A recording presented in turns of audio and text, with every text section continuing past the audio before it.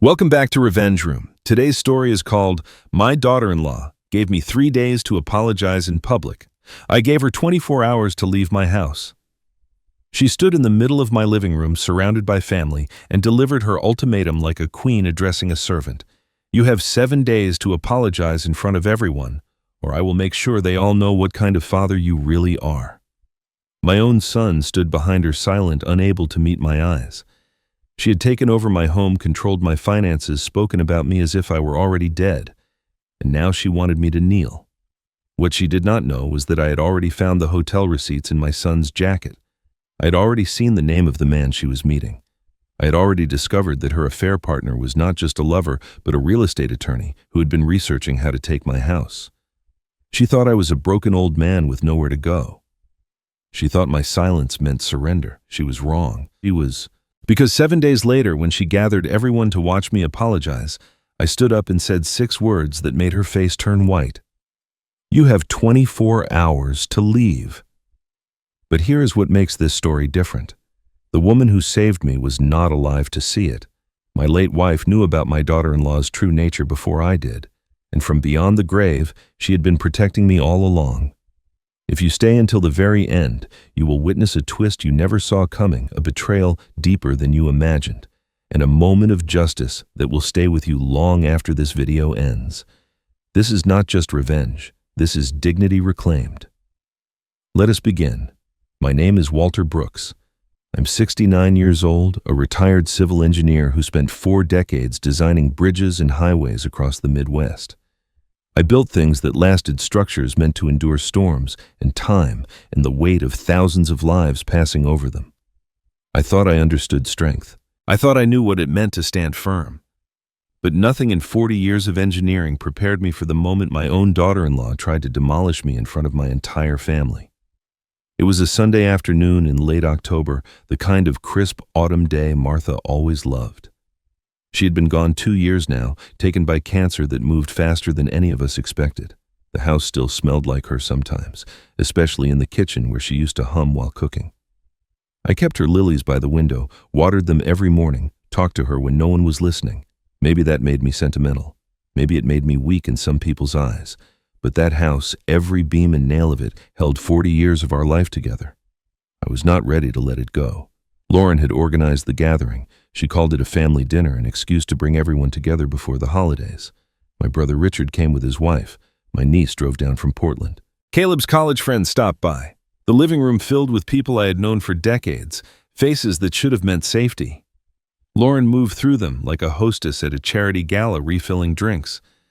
Laughing at the right moments, touching arms with practiced warmth.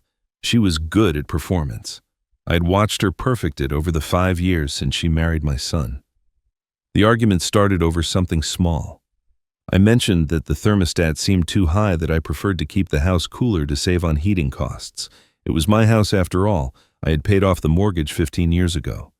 But Lauren's expression shifted just slightly, the way a cloud passes over the sun. Walter, she said, her voice carrying across the room. We've talked about this. You keep forgetting that we adjusted the temperature for a reason. The doctor said cold air isn't good for your circulation. I had never spoken to any doctor about circulation. I started to say so, but she cut me off. This is exactly what I mean, she continued louder now, ensuring everyone could hear.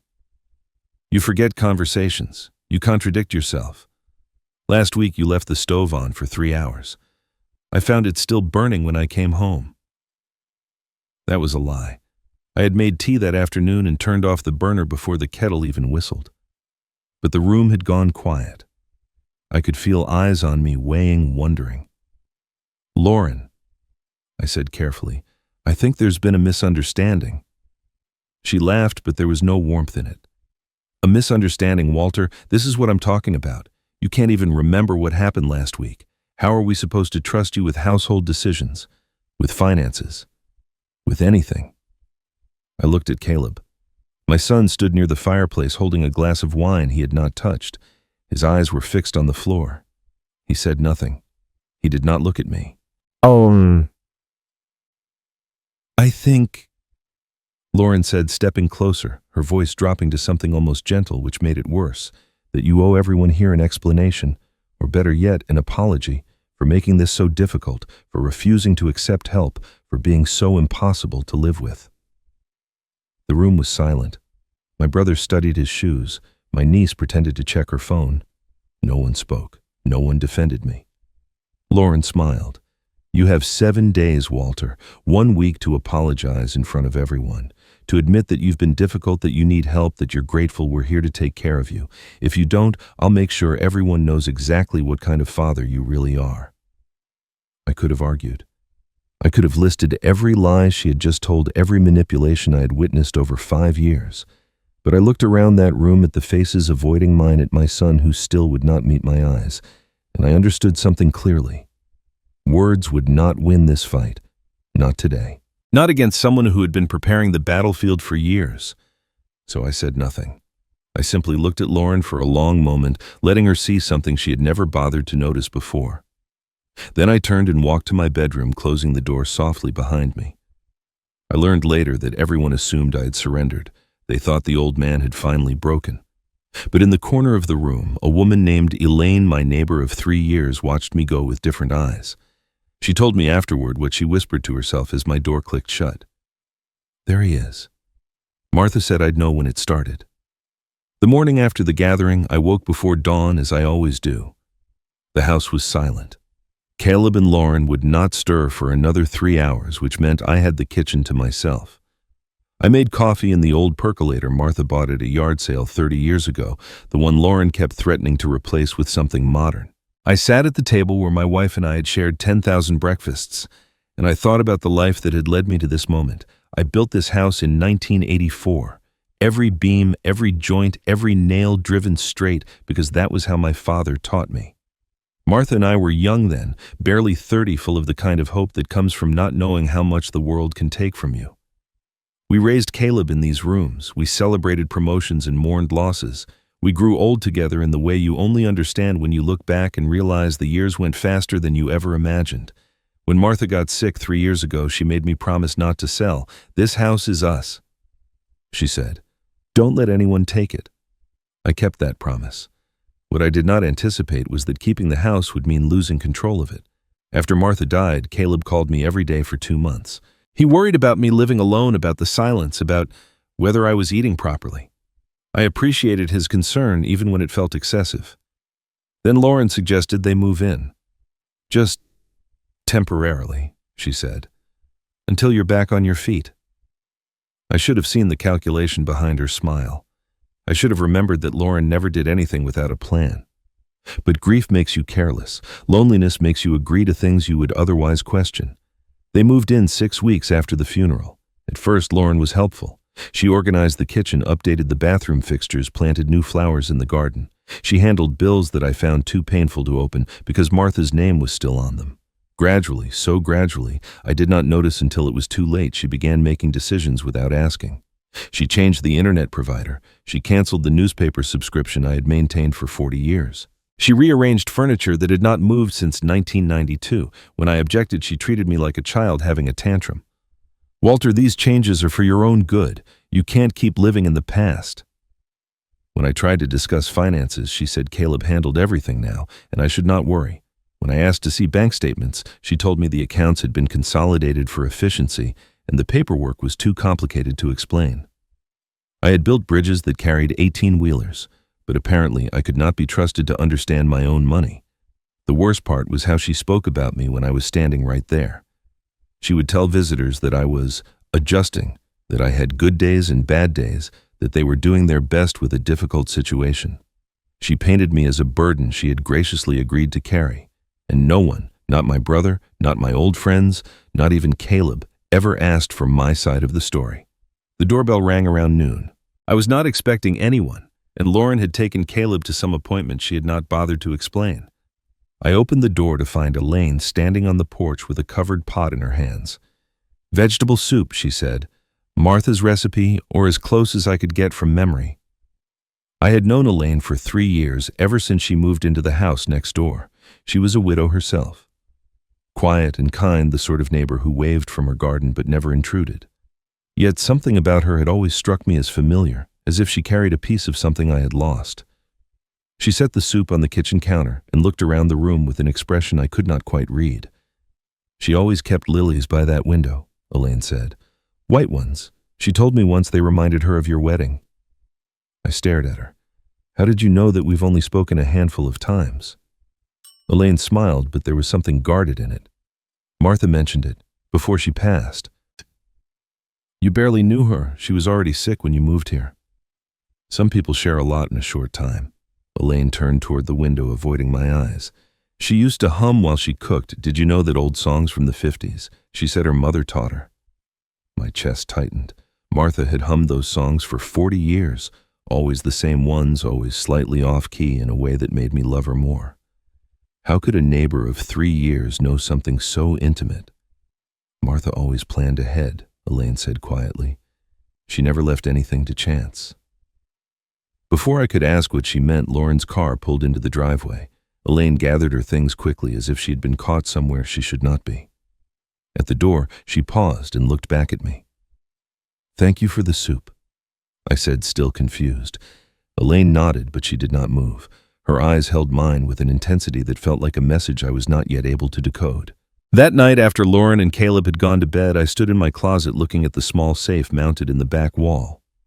Martha had installed it herself years ago for important documents and jewelry she rarely wore. Before she died, she gave me the combination and made me repeat it until I had memorized the numbers. Don't open it until you really need to, she said. You'll know when. I had looked at that safe 100 times since her death. I had rested my hand on its cool metal surface, wondering what she had left inside, wondering if I was ready to face whatever truth she had hidden there. But something always stopped me. Maybe I was not ready. Maybe I was afraid that opening it would mean accepting she was truly gone. Tonight, though, something felt different. Elaine's words echoed in my mind. Martha always planned ahead. She never left anything to chance. I heard a soft knock at the back door. Elaine stood in the darkness, her coat pulled tight against the October chill. I forgot to tell you something, she said quietly, glancing toward the upstairs windows where Lauren slept.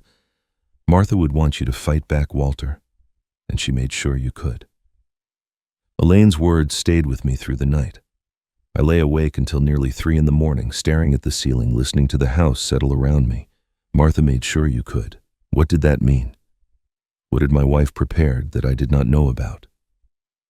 The safe sat in my closet like an unanswered question, but something told me I was not ready yet. I needed to understand more before I opened that door.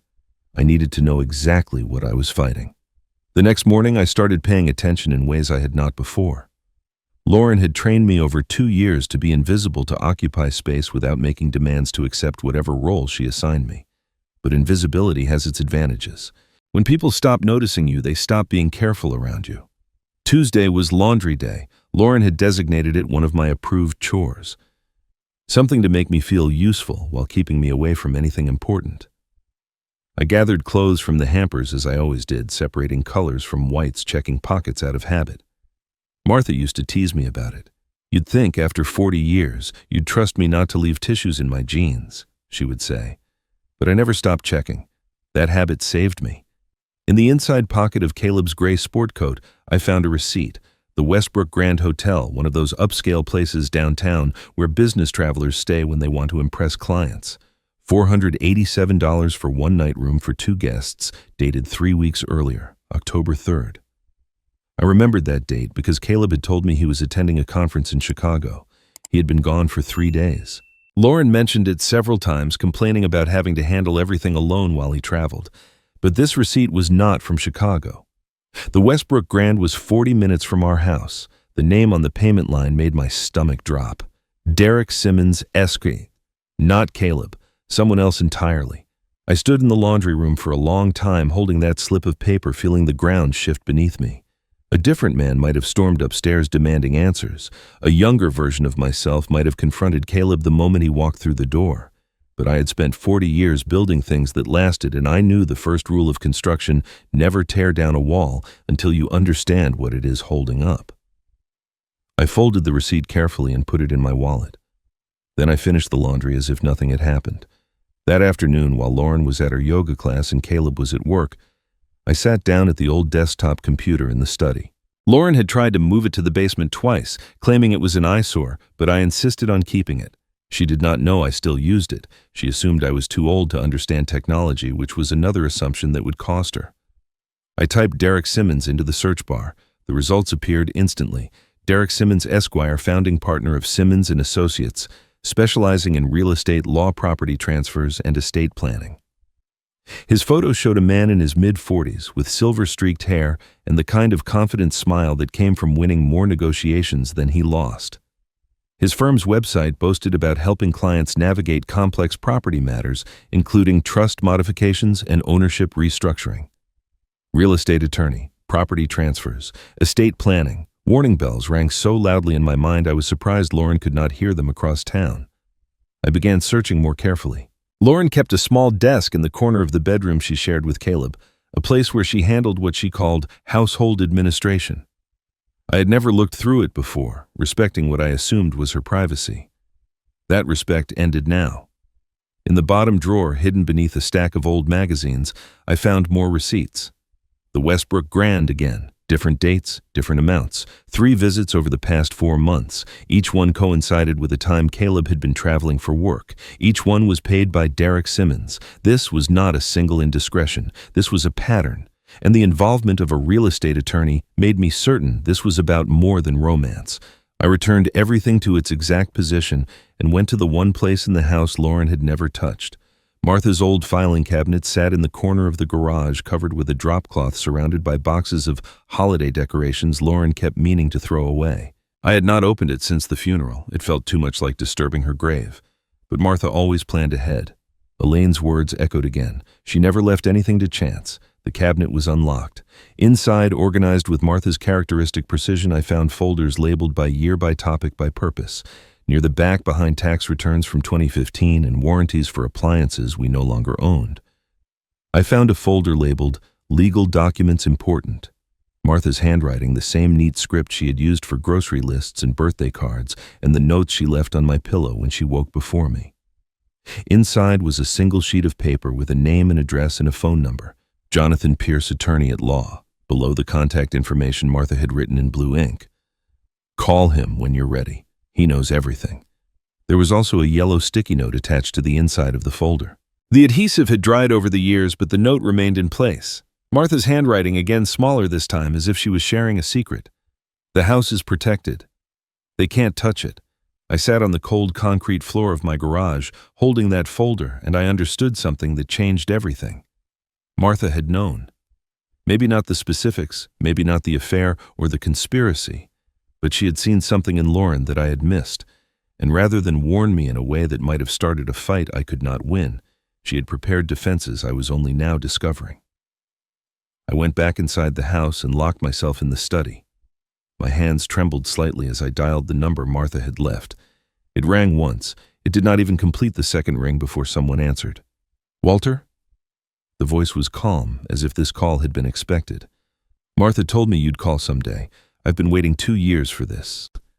Jonathan Pierce suggested we meet the following morning at a diner 20 miles outside of town, a place where neither of us would be recognized. I understood the caution. If Lauren discovered I was consulting a lawyer, she would accelerate whatever plans she had been building. I needed time to understand what I was facing before she realized I was paying attention. The diner was the kind of place that had not changed since the 1970s, all worn vinyl booths and laminated menus and coffee that came in heavy ceramic mugs. Jonathan was already waiting when I arrived, a man in his early 60s with gray hair and the kind of quiet confidence that comes from decades of courtroom experience. He stood when I approached and shook my hand with both of his. You look just like she described, he said. Martha talked about you constantly during our sessions. I sat across from him, still processing the fact that my wife had maintained a relationship with this man that I knew nothing about. How long did you work with her? 3 years. She came to me right after the diagnosis, before she even told you how serious it was. Jonathan paused, choosing his words carefully. She said something I never forgot. She said, I know my daughter-in-law. She's not here for Caleb. She's here for the house. When I'm gone, she'll try to push Walter out. I need to make sure that can't happen. I felt the weight of that revelation settle into my chest. Martha had seen Lauren clearly from the beginning, had understood the threat while I remained blind to it.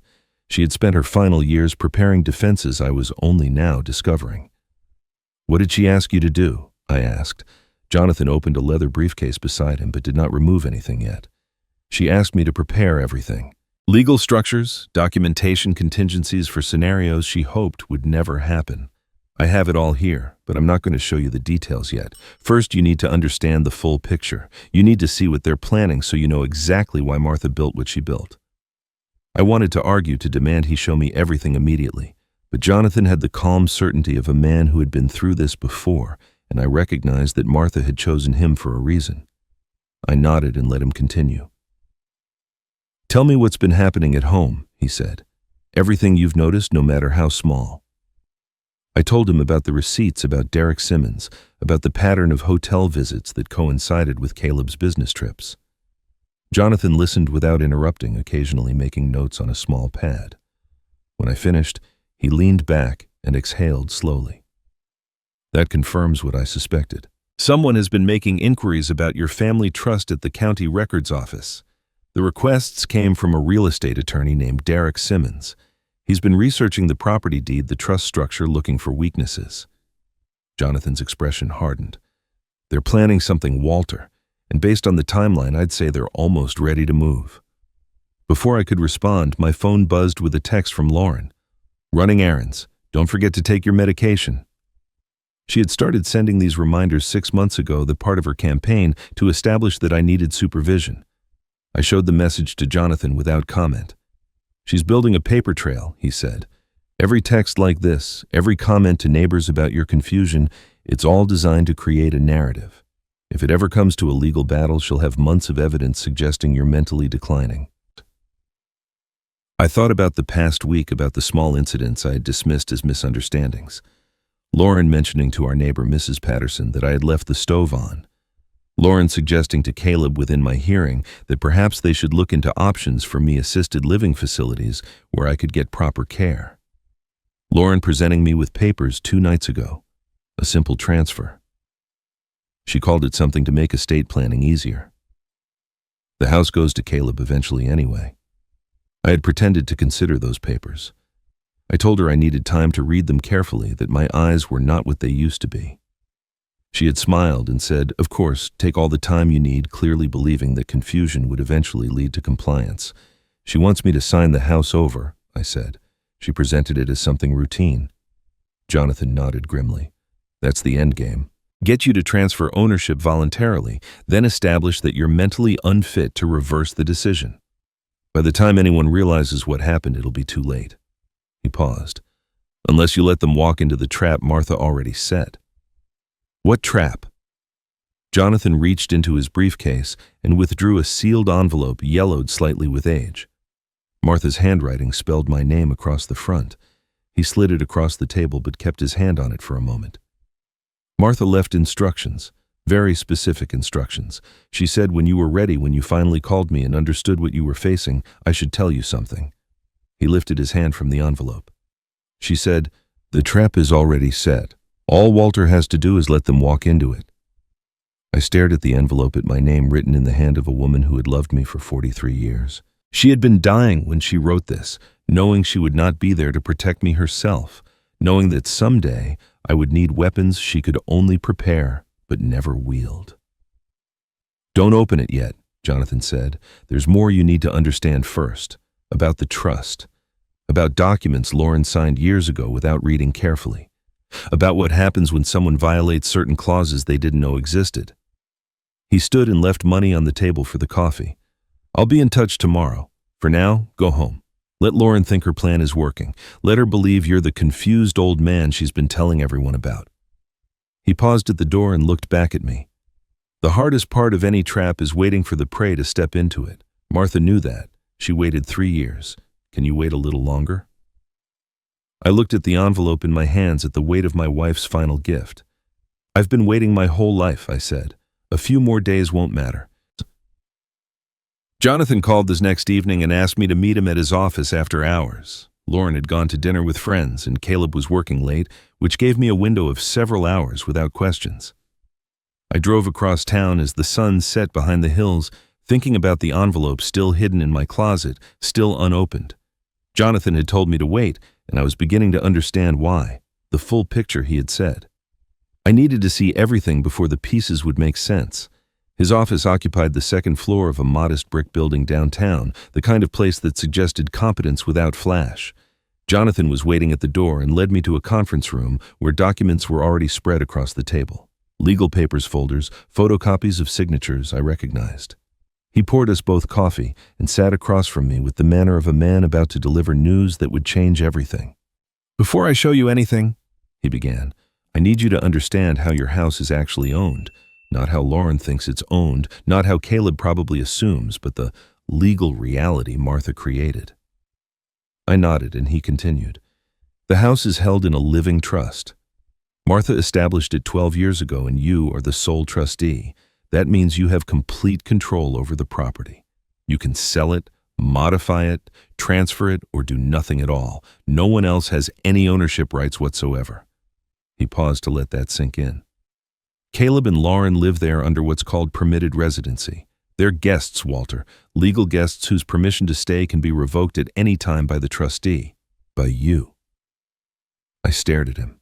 For 2 years, Lauren had acted as if she owned the place, as if her decisions about renovations and expenses in my own living situation carried the weight of authority. But legally, she had no more claim to that house than a visitor staying for the weekend. "She doesn't know this," I said. "She knows there's a trust. She assumes, like most people would, that Caleb is a beneficiary with protected rights, but Martha structured it very carefully. Caleb inherits only upon your death and only if certain conditions are met. Until then, you have absolute control." Jonathan pulled a document from the stack and slid it toward me. I recognized the format immediately, a legal agreement, multiple pages, signatures at the bottom. One of those signatures was Lauren's. 5 years ago, when Caleb and Lauren got engaged, Martha insisted on a post-nuptial agreement as a condition for Caleb receiving his inheritance. She told them it was standard estate planning, a formality to protect everyone's interests. Lauren signed it the week before the wedding without reading it carefully. She told Martha she trusted the family and didn't need to review the details. I picked up the document and scanned the pages. The language was dense, full of legal terminology, the kind of text most people skip over because they assume it's boilerplate. But Martha had not included anything by accident. "Look at Section 7, Jonathan said. I found the section and read it slowly. The words blurred for a moment, then came into sharp focus. "Any proven infidelity by either spouse during the term of the marriage shall result in complete and immediate forfeiture of all property rights, residency privileges, and inheritance claims associated with the Brooks Family Trust." "She signed this," I said, my voice barely above a whisper.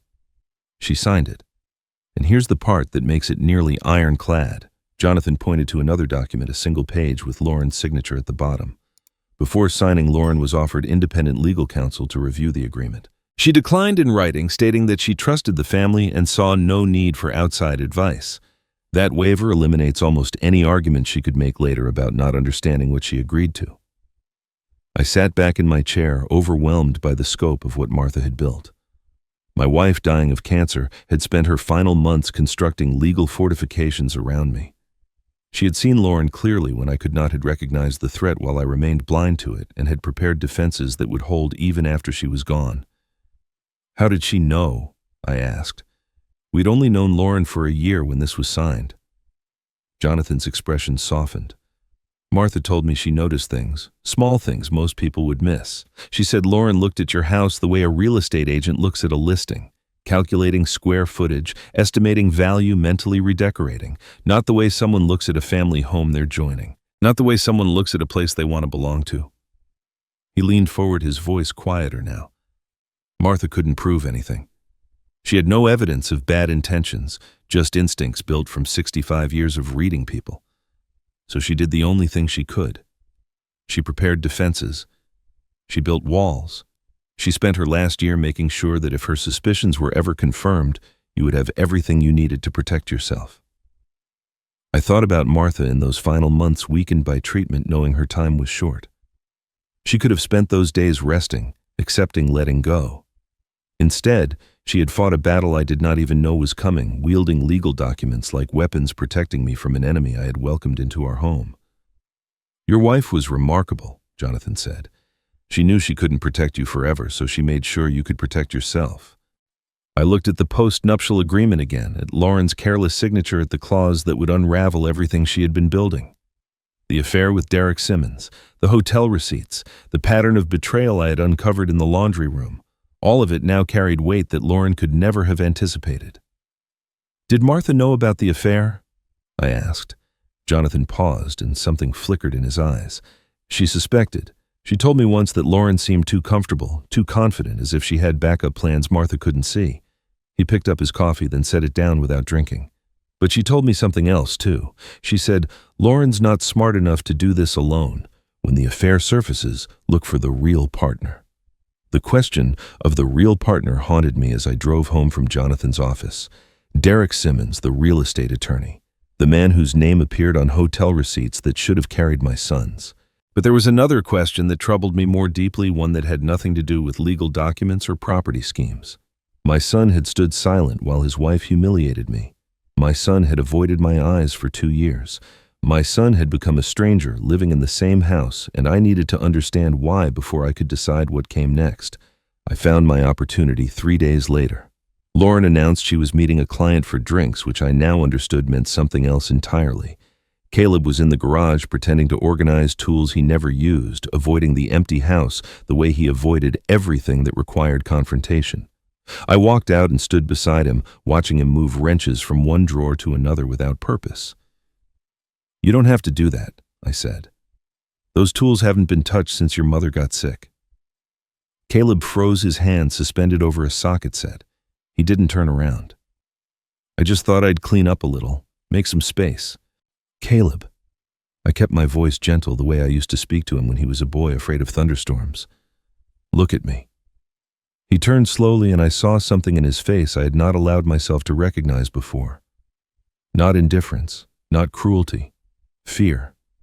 My son was terrified. "I'm not here to fight," I said. "I'm here because I'm worried about you. You haven't been yourself for a long time. I think something's wrong, and I think you've been carrying it alone." For a moment I thought he would deny it. I watched the walls go up behind his eyes, the practiced deflection he had learned from years of marriage to a woman who demanded control. But something cracked. Maybe it was the quiet of the garage, or the fact that Lauren was not there to monitor his responses. Maybe it was simply that the weight had become too heavy to carry any longer. Caleb's face crumpled. He turned away from me, his shoulders shaking, and I realized my 42-year-old son was crying. "I know about Lauren," I said quietly. "The affair, the hotel receipts, I know." He spun around, panic replacing grief. "Dad, you can't say anything. You don't understand what she'll do." "Then help me understand." The story came out in fragments, broken sentences separated by ragged breaths. Caleb had discovered the affair over a year ago. He found messages on Lauren's phone explicit and undeniable. He confronted her expecting shame, expecting apologies, expecting the kind of reckoning that should follow betrayal. Instead, she laughed. "She told me I wasn't going anywhere," Caleb said, his voice hollow. "She told me she had something that would destroy me, and if I ever tried to leave, if I ever told anyone what she was doing, she would use it. What could she possibly have?" Caleb would not meet my eyes. He stared at the concrete floor, at the oil stains from cars we no longer owned, at anything but his father's face. 10 years ago, he whispered, before I met Lauren. I was at a bar with some friends from work. I drank too much, way too much. I should have called a cab, but I thought I was fine. He paused, and I watched his hands tremble. I hit someone. A pedestrian. He stepped off the curb, and I didn't see him until it was too late. My chest tightened. I had never known. 10 years of family dinners and holidays and ordinary conversations, and my son had been carrying this alone. He wasn't killed, Caleb continued. Broken leg, some cuts. But I panicked. I drove away. I went home and sobered up and hated myself for hours. By the time I went back, the police were already there, and the man had been taken to the hospital. His voice broke. I never reported it. I told myself I'd turn myself in, but I kept putting it off. And then weeks passed, then months, then years. I thought it was behind me. How did Lauren find out? She was looking through old boxes in the basement 6 months after we got married. She found a police report I'd saved, some kind of sick reminder to myself of what I'd done. She figured out the rest. Caleb finally looked at me, his eyes red and desperate. She's held it over me ever since. Every time I disagree with her, every time I try to stand up for you or anyone else, she reminds me. One phone call, she says, one phone call, and my career is over. My life is over. I understood then why my son had become a ghost in his own home. Not weakness in the simple sense, but the paralysis of a man trapped between two impossible choices. Confess and lose everything, or stay silent and watch his father be destroyed. Don't destroy her, Dad, Caleb begged. Whatever you're planning, whatever you and that lawyer are doing, please. She'll destroy me first. She'll make that call before you can stop her. I looked at my son, at the boy who used to build model airplanes at this workbench, who used to ask me questions about bridges and highways and how things stayed standing. He had made a terrible mistake 10 years ago, a mistake born of alcohol and panic and youth. But the greater tragedy was not the accident itself. It was the decade he had spent imprisoned by shame, unable to ask for help, unable to trust that his family might forgive him. I'm not going to promise anything, I said carefully. But I'm not going to condemn you either. You're my son. That doesn't change because you made a mistake. Caleb wiped his face with the back of his hand, looking more like a lost child than a grown man. Did Mom know? He asked, his voice barely audible. About the accident. I thought about Martha, about her careful preparations, about the letters she had left and the secrets she had kept. I thought about a mother's love which sees everything and forgives everything and protects even when protection seems impossible. She knew everything about you, Caleb, I said. The question is whether you're ready to know what she left for you. I didn't tell Caleb what Martha had left for him. The time was not right, and I needed him to sit with his confession before adding more weight to shoulders that had carried too much for too long. Instead, I told him to trust me, to wait, to say nothing to Lauren about our conversation. He agreed with the exhausted compliance of a man who had stopped believing he could change anything. I watched him walk back into the house, and I felt the strange grief of a father who finally understands his child's suffering only after years of blindness. The next morning was day 6 of Lauren's ultimatum. One day remained before her deadline, before the gathering she had orchestrated to witness my public humiliation. I expected her to be tense, watchful, monitoring my behavior for signs of resistance. Instead, she was radiant. She moved through the house with the energy of someone who had already won, who was simply waiting for the formality of victory to be completed. I heard her on the phone with her friend Patricia while I sat in the living room pretending to read. He's finally come to his senses, Lauren said, her voice carrying the particular satisfaction of someone who enjoys being right. I knew he'd break eventually. These older men, they just need firm boundaries. Once he apologizes tomorrow, things will be so much easier around here. She laughed at something Patricia said. Oh, I know. Believe me, I've earned this. Later that afternoon, she coached Caleb in the kitchen while I listened from the hallway. When your father apologizes, I need you to accept it gracefully. Say something about family unity, about moving forward together. Don't make it awkward by bringing up specific incidents. We want this to feel like closure, not a trial. Caleb murmured something I couldn't hear. Lauren's response was sharp. I don't care if it feels performative. This is about setting the right tone going forward. Once he admits he's been difficult, we can finally get the house situation sorted. You know how important that is for our future. She had invited the same family members who witnessed her ultimatum a week ago. My brother Richard, my niece from Portland, Caleb's college friends, who had looked away when Lauren attacked me. She wanted them to see me kneel. She wanted witnesses to my submission so that no one could later question her version of events. That evening, she found me in my bedroom and presented a button-down shirt she had selected. Wear this tomorrow, she said, holding it up against me like a mother dressing a child for school photos. The blue brings out your eyes. You want to look presentable when you address everyone. I took the shirt without argument. Thank you, Lauren. That's thoughtful. She blinked, surprised by my compliance. I had spent 2 years resisting her small controls, pushing back against her choices, maintaining whatever dignity I could salvage. My sudden cooperation must have seemed like total surrender. I've been thinking about what to say. I continued, keeping my voice meek, uncertain. Should the apology come before dinner or after? I don't want to ruin anyone's appetite with awkwardness. Lauren's smile widened. She was enjoying this more than I had anticipated. Before I think, get it out of the way so everyone can relax and enjoy the evening. And should I address everyone together or speak to people individually? I'm not sure what's appropriate. Together is fine. Keep it simple. Acknowledge that you've been difficult. Thank us for our patience. Commit to being more cooperative going forward. She patted my arm with the condescension of a winner showing mercy. Don't overthink it, Walter. Just be sincere. After she left, I heard her make another call. She spoke quietly, but the house carried sound in ways she had never bothered to learn. I stood near the heating vent in my room and listened. Tomorrow he apologizes, she said. Then we moved to phase 2, the property transfer. He's so broken he'll sign anything at this point. I give it 2 weeks before the house is officially in transition. A pause.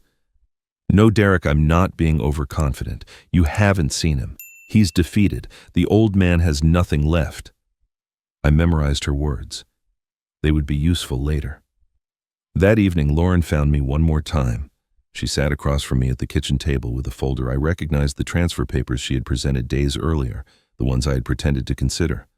Walter, she said, her tone suddenly gentle, almost maternal. Have you thought about what happens to this property when you're gone? I know it's difficult to consider, but these things are so much easier when they're settled in advance. For Caleb's sake, for everyone's peace of mind. She slid the papers across the table. I picked them up and studied each page, slowly letting her believe I was struggling to understand the legal language. The documents would transfer ownership of my home, the house I built with my own hands, to Caleb and Lauren jointly. One signature, and 40 years of my life would belong to someone who had spent 5 years trying to push me out of it. I nodded slowly, as if coming to a difficult decision. Then I folded the papers carefully and put them in my shirt pocket. I'll think about it tonight, I said. We can discuss it after tomorrow's gathering. Lauren's eyes flickered with something between triumph and greed. Of course, take your time. There's no pressure. But her smile said otherwise. She thought she had won everything. After she went to bed, I made 2 phone calls. Jonathan answered on the first ring. Tomorrow, I said. Have everything ready. Every document, every signature, every clause she forgot she agreed to. I want her to understand exactly what she walked into. I'll be there by 4, Jonathan said. She won't see me coming until it's too late. The second call was harder. I dialed Elaine's number and waited while it rang 3 times. Walter. Her voice was soft, careful. Is everything all right? Martha was right about you, I said. All those times you came by with soup, with conversation, with quiet company. She asked you to watch over me, didn't she? Silence on the line. Then, she made me promise before she died. She said you'd need someone eventually, and she wanted it to be someone who understood. Someone who could wait. Thank you for waiting, I said. Tomorrow it ends. Elaine's reply carried the weight of years of patience, of a promise kept through countless ordinary days. I told her I'd be there when you needed me. I always keep my promises, Walter. Always. The morning of day 7 arrived with the kind of pale autumn light that makes everything look sharper than it should. I woke before dawn as always, but this time I did not make coffee or water, Martha's lilies, or sit in quiet contemplation. Instead, I showered, dressed in the blue shirt Lauren had selected, and reviewed every document Jonathan had prepared. The transfer papers Lauren wanted me to sign remained in my pocket unsigned, a symbol of the surrender she expected and would never receive. By 4 o'clock, the house had filled with the same faces that witnessed my humiliation a week earlier. My brother Richard stood near the fireplace, looking uncomfortable in a way that suggested he knew something was wrong, but lacked the courage to ask. My niece scrolled through her phone, already bored by family obligation. Caleb's college friends clustered near the food table, grateful for free drinks and indifferent to the drama they had been invited to observe. Lauren moved among them like a queen receiving subjects, her smile wide and genuine for the first time in months. She believed she had won. Caleb found me in the hallway before the gathering began. His face was pale, his eyes hollow from sleepless nights. Dad, he whispered, whatever you're planning, please think about what I told you. She'll destroy me. I put my hand on his shoulder. Trust me, I said. Just this once, trust your father. He didn't look reassured, but he nodded and walked away. I watched him take his place beside Lauren, the dutiful husband she had constructed through years of manipulation and fear. Soon that construction would collapse. I hoped he would survive the debris. At precisely 4:30, Lauren called everyone to attention. She stood in the center of the living room, positioned so that the afternoon light from the windows framed her like a portrait. She had dressed carefully for this moment, professional but approachable, the concerned daughter-in-law forced to take difficult measures for the good of the family. "Thank you all for coming," she began. "As you know, we've had some challenges lately, but I'm happy to say that Walter has had time to reflect and he'd like to address everyone." She turned to me with a smile that did not reach her eyes. "Walter, whenever you're ready."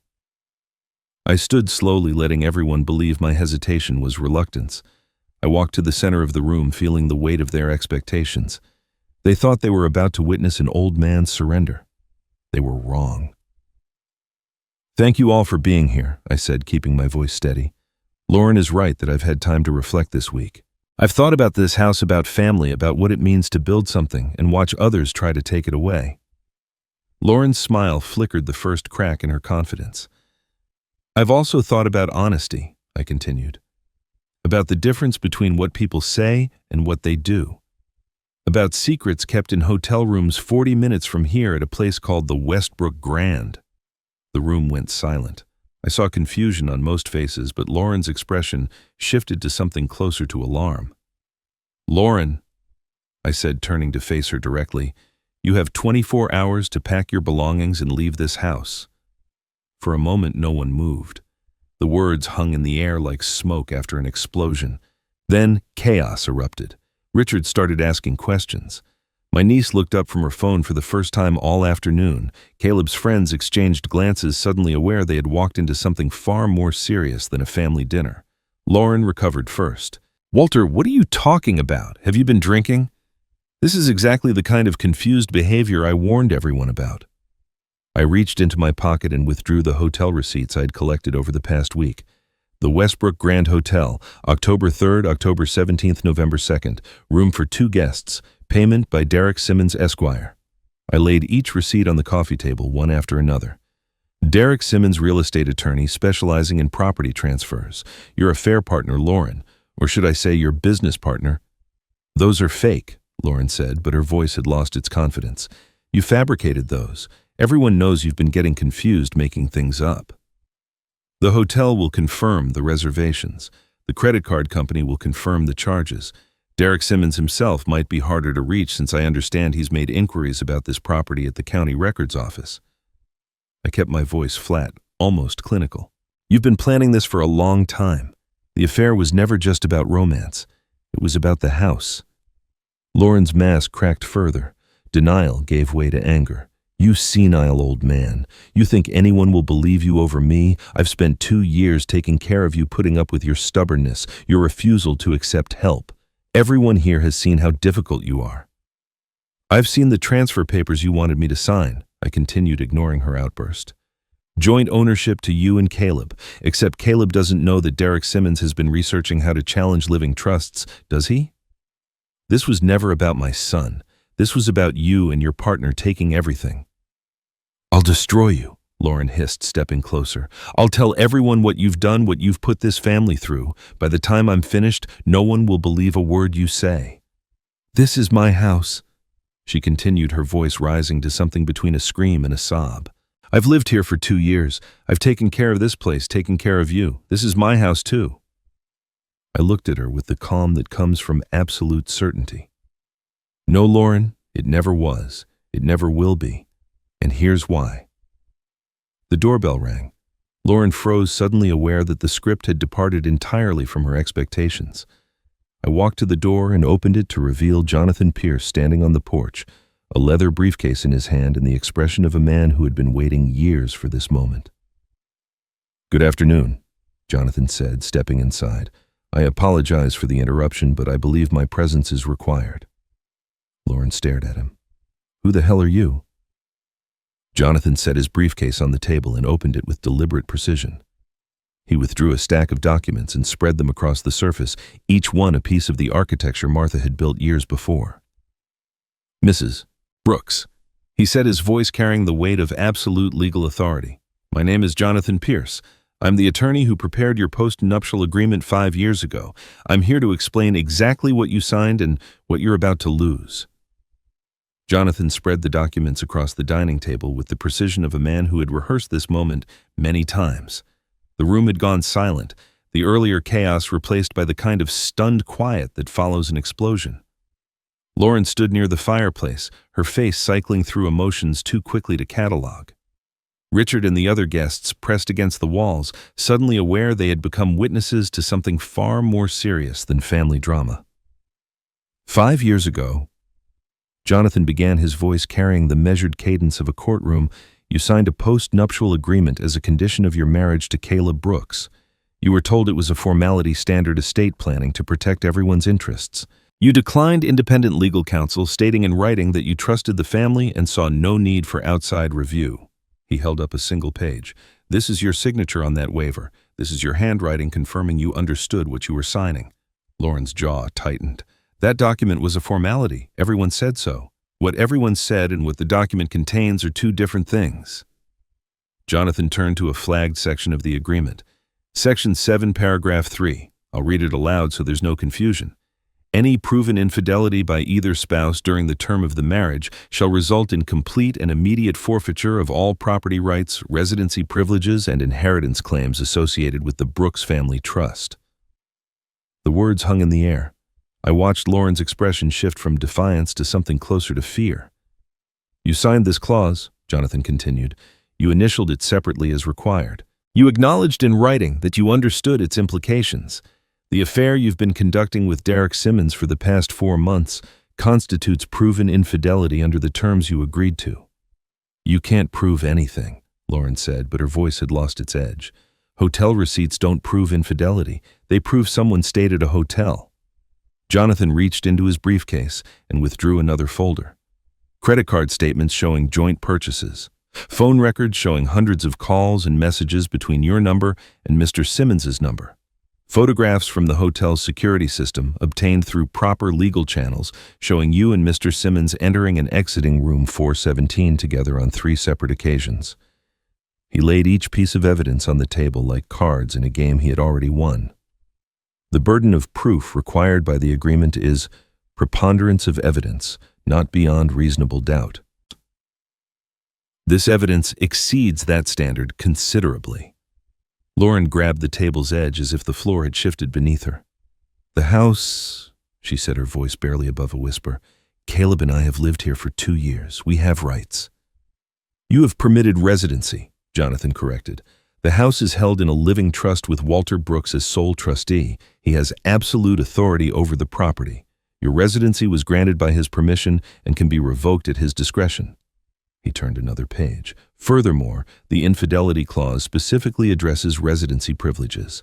Upon proven violation, you forfeit any claim to remain on the property.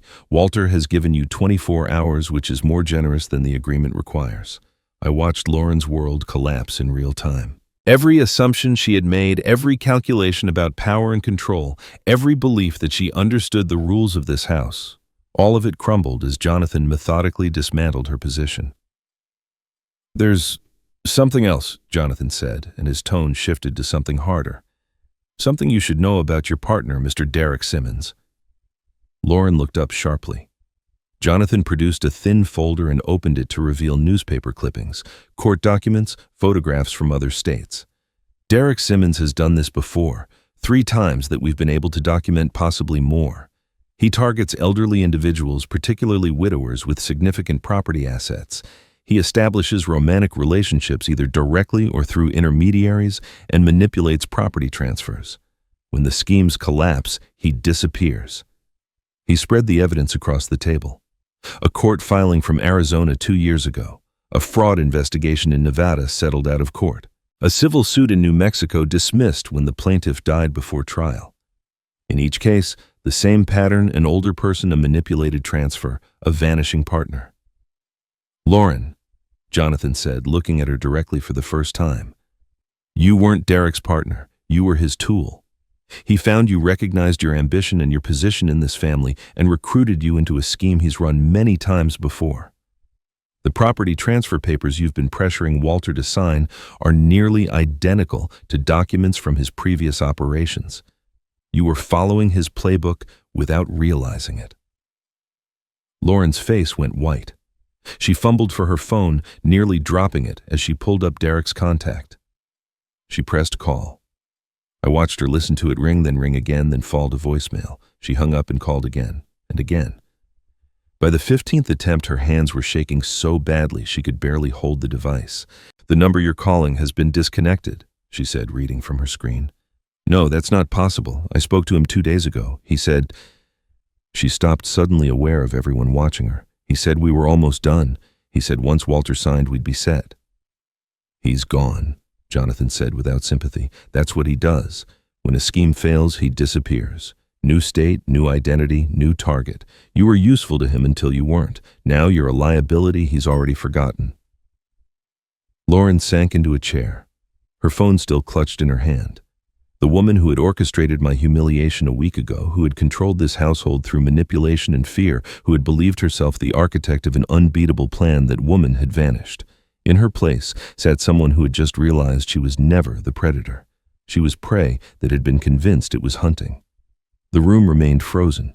Richard stared at the documents on the table. My niece had tears streaming down her face, though whether from shock or some other emotion I could not tell. Caleb stood exactly where he had been standing when Jonathan arrived, his broken wineglass still scattered at his feet, his expression that of a man watching his entire life burn. I walked toward my son, slowly stepping over the glass shards. He flinched when I approached, as if expecting a blow, but I did not raise my hand or my voice. I simply stood before him and waited until he met my eyes. "You'll have to choose Caleb," I said quietly, soft enough that only he could hear. "Not today, not this moment, but soon. Between the life she built around you and the family you came from, between the fear she's held over you and the freedom of telling the truth." I put my hand on his shoulder, the same gesture I had used when he was a boy afraid of the dark. "I'll be here when you're ready, however long it takes." The guests departed within the hour, moving through the front door with the hushed urgency of people fleeing a disaster. Richard shook my hand without meeting my eyes, muttered something about calling later, and guided his wife toward their car before she could ask questions. My niece hugged me briefly and whispered that she was sorry, though whether she meant sorry for what Lauren had done or sorry for not seeing it sooner, I could not tell. Caleb's friends vanished without saying goodbye to anyone. By 6 o'clock, the house held only 4 people, myself. Caleb, Lauren, and Elaine, who had remained in her corner throughout the entire confrontation, watching and waiting as she had promised Martha she would do. Lauren retreated to the bedroom she shared with Caleb and did not emerge for the rest of the evening. I heard her voice through the walls, sharp and desperate, making call after call. She was already spinning her version of events, already constructing the narrative she hoped would save her. The counterattack began the next morning.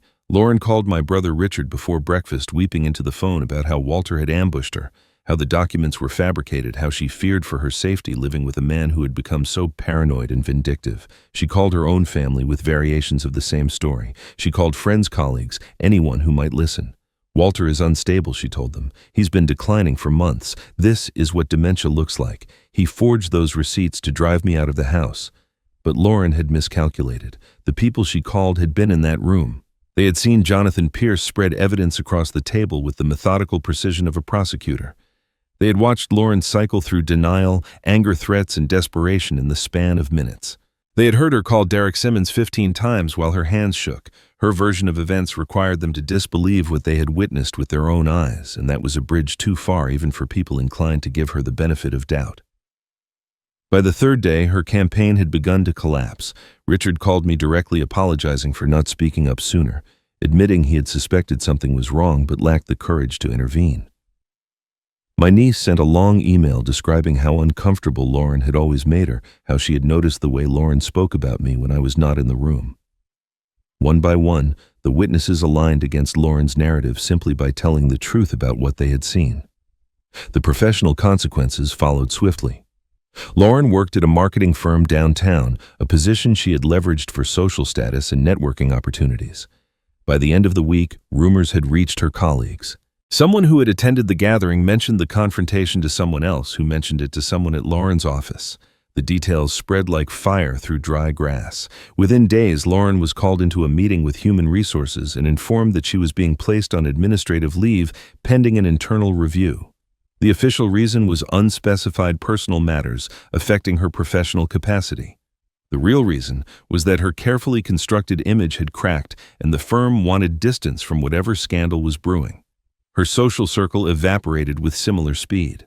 The friends who had admired her poise and ambition, who had envied her beautiful home and successful marriage, suddenly found themselves too busy to return calls.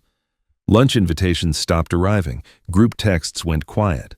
The community Lauren had built over 5 years of careful cultivation abandoned her the moment she became a liability rather than an asset. Image was everything in her world, and her image had shattered beyond repair. Jonathan moved forward with legal proceedings. He filed a formal fraud complaint with the state attorney's office regarding Derek Simmons's pattern of targeting elderly individuals across multiple states. The investigation would take time. He warned me potentially months or even years. But Lauren's involvement could not be ignored. The evidence showed she had pressured me to sign property transfer documents nearly identical to those used in Derek's previous schemes. She had coordinated with him on timing and strategy. Whether she understood the full scope of his criminal history or simply believed she was conducting a private affair that happened to benefit her financially, the line between innocent victim and active participant was blurry enough to concern prosecutors. Lauren was given a choice. Cooperate fully with investigators, provide testimony about Derek's methods and communications, help authorities track his movements, and identify other potential victims. In exchange, she might avoid criminal charges herself, though civil liability remained, or refuse to cooperate and face potential prosecution as a co-defendant in a multi-state fraud case. A woman who had controlled every aspect of her household, who had manipulated my son and humiliated me and believed herself untouchable, now controlled nothing. Her fate rested entirely in the hands of people who owed her no loyalty and expected no gratitude. Caleb moved out 3 days after the confrontation. He did not tell Lauren where he was going, did not discuss their marriage or their future, did not make any declarations about whose side he had chosen. He simply packed a suitcase while she was out and left a note saying he needed time to think. He was staying with a friend from college, someone Lauren had never liked and therefore never bothered to cultivate. I knew this because he called me that evening, his voice exhausted and uncertain, to tell me he was safe and that he would reach out when he was ready. I told him I would be waiting. I didn't ask when. That night, alone in my bedroom for the first time in what felt like years, I sat on the edge of my bed and tried to understand what I was feeling. I had won. Lauren was exposed, her schemes dismantled, her power broken. Derek had vanished into whatever shadows professional predators disappear into when their operations fail. My home was secure, my rights were intact. Everything Martha had built to protect me had functioned exactly as she designed. But I felt hollow. The victory tasted like ash. I had spent so much energy preparing for battle that I had not considered what would come after. The house was quiet now, emptied of conflict, but the silence felt less like peace than like absence. My eyes drifted to Martha's safe in the closet. I had not opened it yet. Jonathan had given me the envelope she left, but the safe itself remained sealed, holding whatever final messages my wife had prepared. I remembered her words from those last week, but certain, don't open it until you really need to. You'll know when. I had assumed I needed it to fight. I needed the legal documents, the evidence, the weapons she had forged for battles she knew would come. But sitting in that empty room, victory complete and grief unexpectedly rising, I realized I might need it for something else entirely. Not to fight, to heal. My hands reached for the combination dial and I began to turn. The combination was our wedding anniversary, September 14th, 1981. Martha knew I would never forget that date, no matter how many years passed or how much the world changed around us.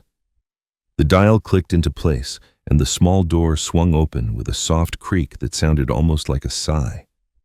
Inside, I found 3 items arranged with Martha's characteristic precision: a handwritten letter in a cream-colored envelope, my name written across the front in her elegant script, a USB drive, the kind she used to back up photographs and important files, and a small velvet jewelry box, midnight blue, the same box I had given her 43 years ago when I proposed.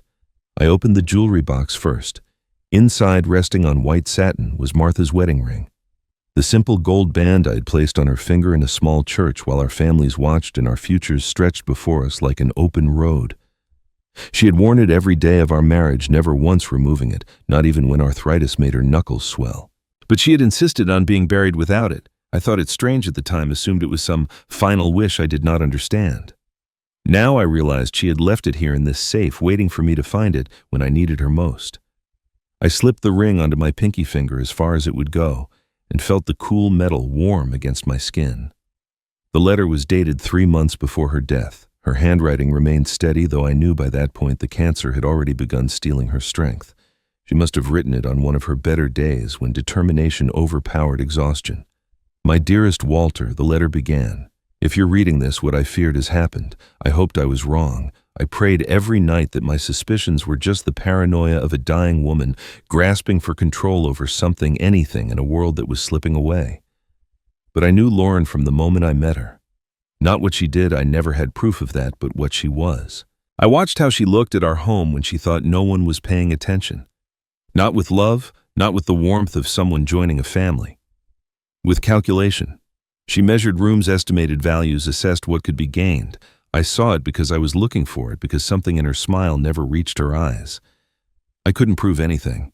I had nothing concrete to bring to you, and I knew you would demand evidence before believing ill of anyone, especially someone Caleb loved. So I built walls instead. Jonathan has the legal documents, the trust, the agreement, everything needed to protect what we built together. I spent my last months making sure she could never take it from you. But the legal protections were only part of what I prepared. I knew you would need more than documents. You would need someone. And that's why Elaine is there. Yes, the neighbor. The quiet woman who moved in 3 years ago with her homemade soup and her gentle questions. She's been my best friend since college, Walter. We lost touch for decades after graduation, the way people do when life pulls them in different directions. But when I got the diagnosis, when I understood how little time I had left, I found her again. I told her everything. I asked her to sell her home in Florida and move next door to be there when you needed someone who understood, someone who could wait as long as necessary. You were never alone, my love. You never will be. I set the letter down because my hands were trembling too badly to continue. Martha's voice filled my mind clearer than it had been in 2 years, as if she were sitting beside me speaking these words aloud. She had orchestrated everything, not just the legal protections, not just the financial safeguards, but the human presence I would need when the battle was over and the silence became unbearable. The USB drive contained video files. I connected it to the old laptop I kept in my closet, the one Lauren never knew existed, and clicked on the first recording. Martha's face filled the screen thinner than I remembered, her eyes bright with the intensity that defined her final months. She was sitting in this same bedroom in the chair by the window, the afternoon light softening her features. "Walter," she said, and the sound of her voice broke something inside me that I had been holding together for 2 years. "If you're watching this, you've found the safe. You've read the letter. You probably have questions. You're probably angry that I didn't tell you any of this while I was alive." She smiled the same smile that had made me fall in love with her 45 years ago. "But you would have confronted her. That's who you are. You would have demanded answers, made accusations, given her every opportunity to cover her tracks. This only works if she believes she's winning. Let her believe it, my love. Let her grow confident and careless, and when the time comes, let her walk into the trap I've built without ever seeing it until it's too late." I watched every video. Her fears for me. Her hopes that she was wrong about Lauren. Her determination to protect me even after death had taken her away. She spoke about Caleb too, about her worries for their son, about mistakes she suspected he was hiding. When the final video ended, I returned to the letter and read the closing lines. "P.S. There's a second letter in this safe. It's for Caleb. Please give it to him when he's ready. You'll know when. And Walter. Ask Elaine about the summer of 1979. She'll know what it means." I found Elaine in her garden the next morning, kneeling among the chrysanthemums she had planted along her front walkway. The autumn sun cast long shadows across her yard, and for a moment I simply watched her work, this woman who had lived beside me for 3 years while carrying secrets I was only now beginning to understand. She looked up when my shadow fell across her flowers, and something in her expression told me she had been expecting this visit. "You opened the safe," she said. It was not a question. I held up Martha's letter. "She told me to ask you about the summer of 1979. Elaine's hands stilled on the trowel she was holding. She remained motionless for several seconds, her gaze fixed on something I could not see. Then her composure broke. The careful control she had maintained through 3 years of watching and waiting crumbled and tears spilled down her cheeks with the force of grief too long contained. "That summer," she said, her voice barely above a whisper, "Martha and I drove to California in her father's old station wagon. We had just finished our sophomore year. We thought we were invincible." She wiped her eyes with the back of her gardening glove, leaving a smear of dirt across her cheek. "We broke down outside Amarillo and spent 3 days waiting for parts. Slept in the car, ate nothing but gas station sandwiches. It was the best trip of my life." She stood slowly brushing soil from her knees and gestured toward her front door. "Come inside, Walter. This conversation needs coffee." Her kitchen was small and warm, filled with the kind of comfortable clutter that accumulates over a lifetime. She poured 2 cups from a pot that was already brewing, as if she had known I would come this morning, and sat across from me at a table covered with a faded floral cloth. "Martha and I were college roommates," Elaine began. "Freshman year randomly assigned. By the end of that first semester we were inseparable. We studied together, ate together, dreamed about our futures together. She was going to marry someone wonderful and build a beautiful life. I was going to travel the world and write novels." She smiled sadly. "Martha got her wish. I got divorced twice and wrote greeting cards for a living. After graduation, I moved to Florida for a job that didn't last. We promised to stay in touch the way everyone does, but life happened. Years passed, decades. I thought about her sometimes, wondered how she was doing, but I never reached out. I told myself I would eventually. I always thought there would be more time." Elaine's hands tightened around her coffee cup. "Then, 3 years ago, my phone rang. It was Martha calling from a hospital room. She'd tracked me down through one of those alumni directories. She told me about the cancer. She told me about you, and she told me what she needed." I leaned forward. "What did she say?" "She said she had one more thing to do before she could let go. She needed someone she trusted absolutely to be near you. Not to interfere, not to spy, not to fight her battles for her, just to witness, to be there when everything fell apart so you wouldn't be alone." Elaine met my eyes, her own still glistening. "I sold my house in Florida within a month, bought the place next door, moved my entire life across the country because Martha asked me to and because I owed her for 30 years of silence." I thought about all the times Elaine had appeared at my door with soup or conversation, all the moments when her presence had felt like more than neighborly kindness. She had been watching, waiting, keeping a promise made to a dying woman who could not bear to leave her husband unprotected. "She built a network," Elaine continued. "Jonathan for legal protection, the documents in the safe for truth when you needed it, and me for everything else. For the days when the battle was over and victory felt empty. For the nights when the house was too quiet and grief came rushing back." Her voice broke slightly. Her voice. "She thought of everything, Walter. Except how much it would hurt to watch you suffer while waiting for the right moment. Every time Lauren insulted you, every time she dismissed you or spoke about you like you weren't there, I wanted to tell you everything. I wanted to march into that house and expose her for what she was. But Martha made me promise. She said it had to happen on your terms and your time, or it wouldn't work." I reached across the table and took Elaine's hand. She had carried this weight for 3 years, watching me struggle, holding her tongue, trusting Martha's plan even when trust required witnessing pain she could have prevented. "There's another letter," I said. "In the safe. Martha wrote one for Caleb." Elaine nodded slowly, unsurprised. She told me about it. She wrote it for the boy she remembered, the child who built birdhouses with his grandfather and cried when your dog died.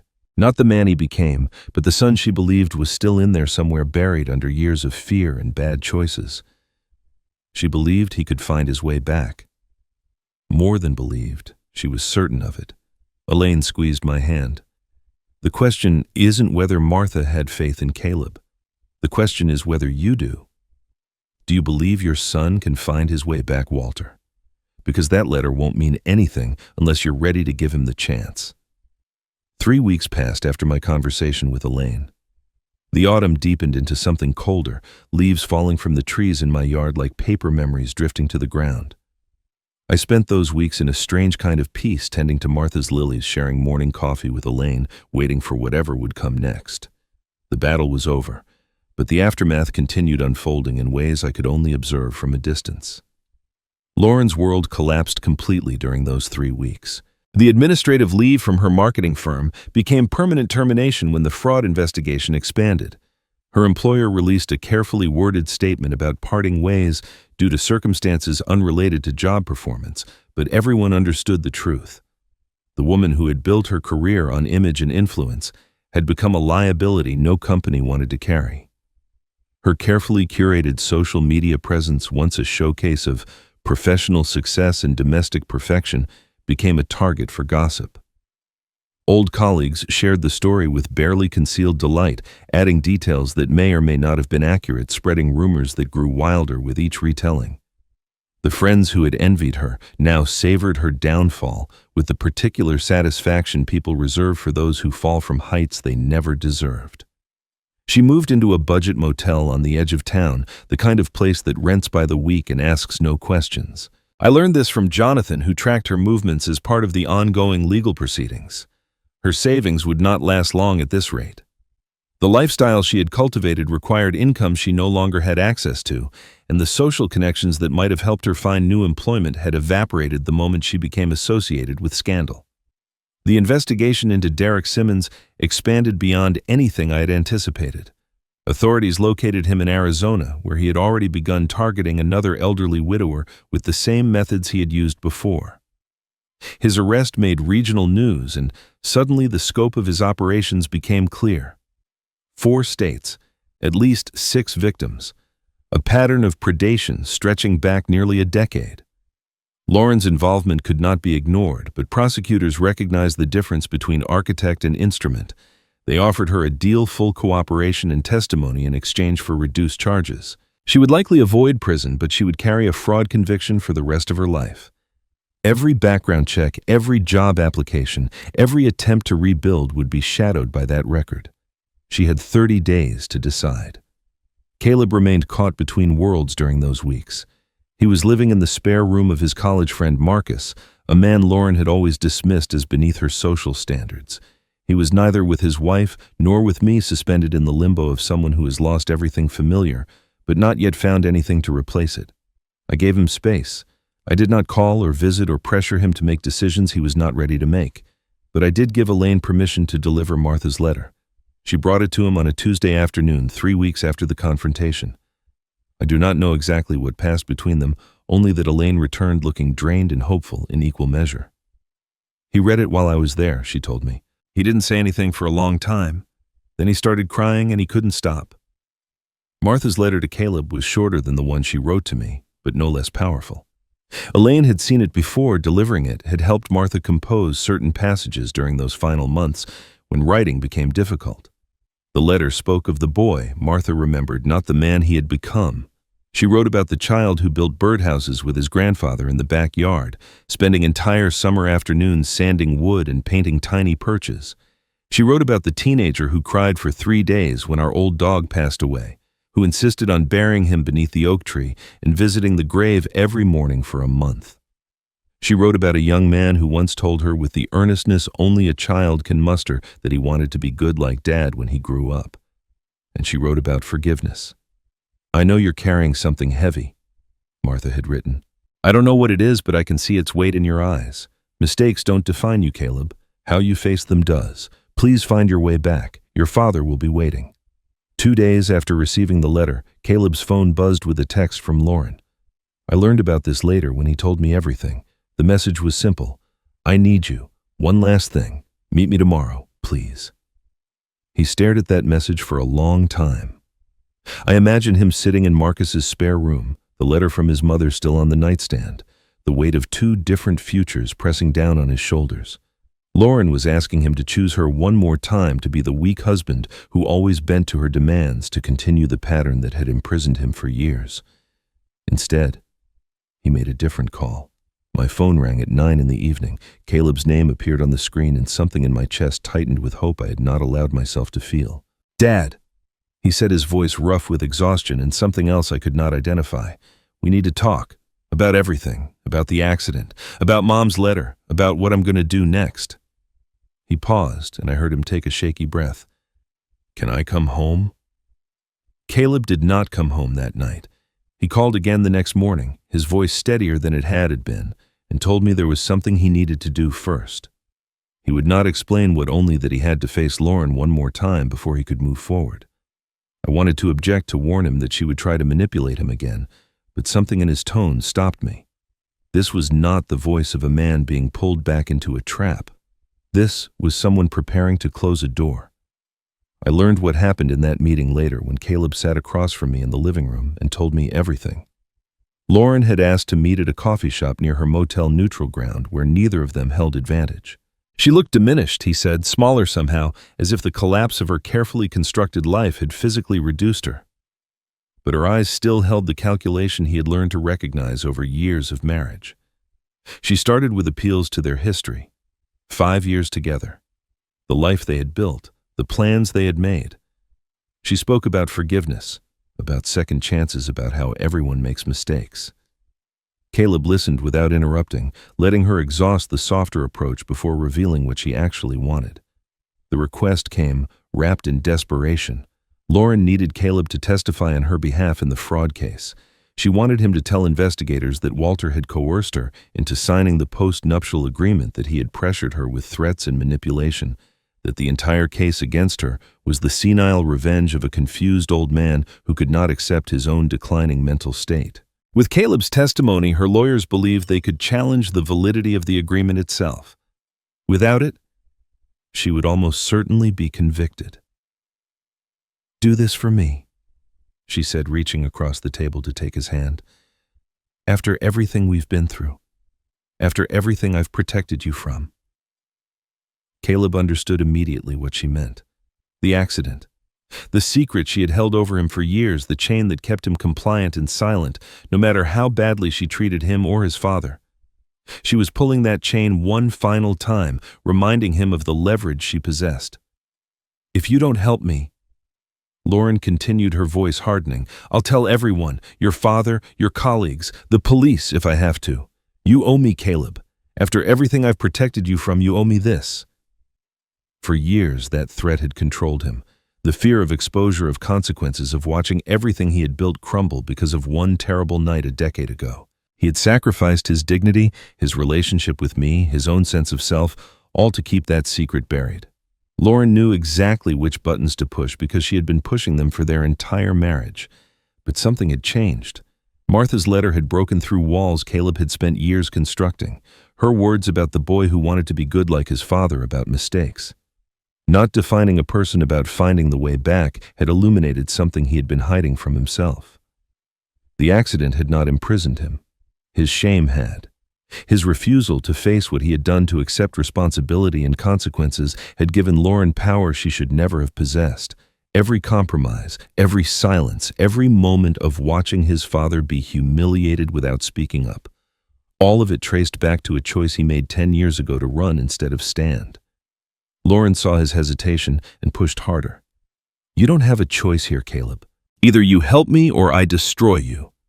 It's that simple." Caleb looked at his wife across that coffee shop table, at the woman who had controlled him through fear and manipulation, and he made the decision that would define the rest of his life. "Then tell them," he said. "Tell everyone. Tell my father, my colleagues, the police. Tell whoever you want." He stood up from the table, and for the first time in their marriage, he saw fear flash across her face. "I'm done letting that night control my life. I'm done letting you control my life. Do whatever you're going to do, Lauren. I'm finished running."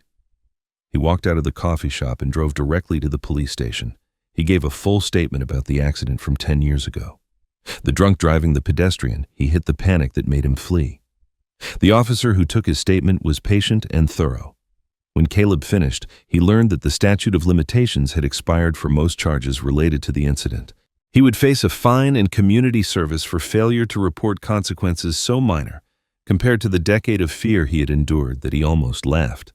The prison he had lived in existed only in his mind, and Lauren had been its warden. That evening, as the sun set behind the hills and the first stars appeared in the darkening sky, I heard a knock at my front door. Caleb stood on the porch, looking exhausted and lighter than I had seen him in years. "Dad," he said, "I testified against her today. I told the investigators everything, confirmed the documents were legitimate, stated that you never coerced anyone into anything, not because you asked me to, because Mom was right. His voice cracked slightly. It was time to stop running. I looked at my son, at the man who had finally found the courage to face his own reflection, and I opened the door wider. Come inside, son. We have a lot to talk about. 6 months passed, like water, finding its way downhill slowly at first, then with gathering momentum as the channels cleared. The winter came and went, burying the yard in snow that Martha always loved and I always complained about shoveling. Spring arrived with its tentative warmth, coaxing green shoots from soil that had seemed permanently frozen. And through it all, the world continued turning indifferent to the small dramas of one family in one house on one ordinary street. Lauren accepted the plea deal in February. Jonathan called with the news, his voice carrying the measured satisfaction of a lawyer who had seen justice served through proper channels.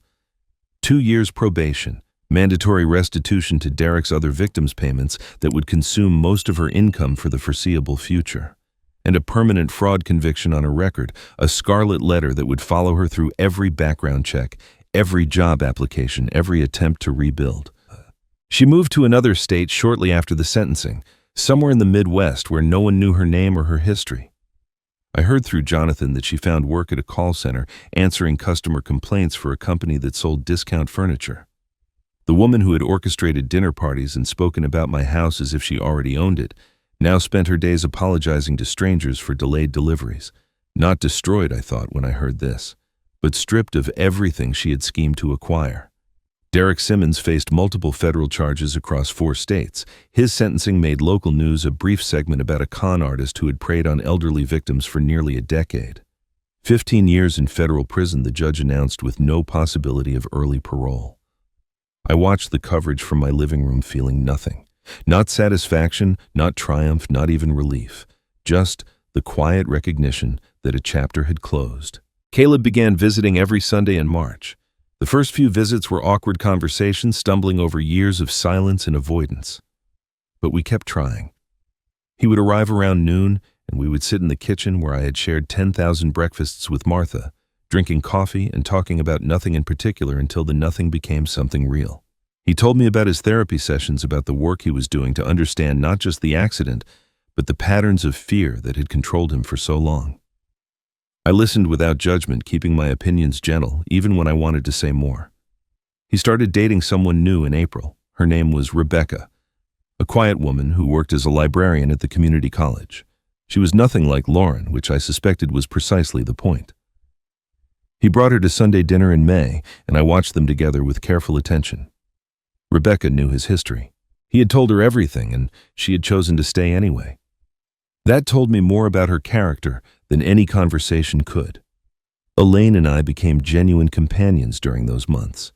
Not romance, not exactly, though I would be lying if I said the thought never crossed my mind. We walked together each morning, following the same route Martha and I had walked for decades. We shared coffee afterward, talking about Martha in the past and the strange turns life takes. She kept her promise without ever mentioning it again. She stayed because Martha had asked her to stay, and because somewhere along the way, staying had become something she wanted for herself. The house that Lauren had tried to steal filled with laughter again. Sunday dinners became tradition, Caleb and Rebecca joining Elaine and me around the table where so many family meals had been shared. Richard started visiting more often, his guilt over remaining silent manifesting as frequent phone calls and unexpected appearances. My niece drove down from Portland for Easter, staying 3 days instead of the single afternoon she had planned. Old friends who had drifted away began reaching out, reconnecting, rebuilding bridges I had assumed were permanently burned. On a morning in late May, I woke before dawn and cut fresh lilies from the garden Martha had planted decades ago. White ones, her favorites. I drove to the cemetery as the sun began rising, painting the sky in shades of pink and gold that Martha would have photographed if she were still here. Her grave looked peaceful in the early light. I knelt on the damp grass and arranged the lilies in the small vase beside her name, taking time to position each stem the way she would have wanted. Then I took out her letter, the one I had read so many times the paper had grown soft at the creases, and I read it one more time.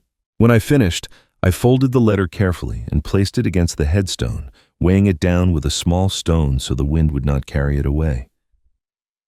"You were right about everything," I said softly. "About Lauren, about the house, about Jonathan and Elaine and the walls you built to protect me, about Caleb finding his way back when I had almost given up hope." I paused, watching a bird land on a nearby branch.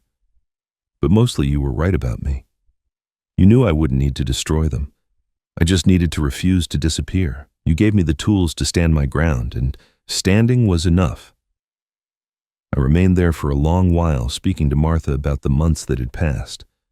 I told her about Caleb's recovery and Elaine's friendship and the Sunday dinners that filled our home with warmth again.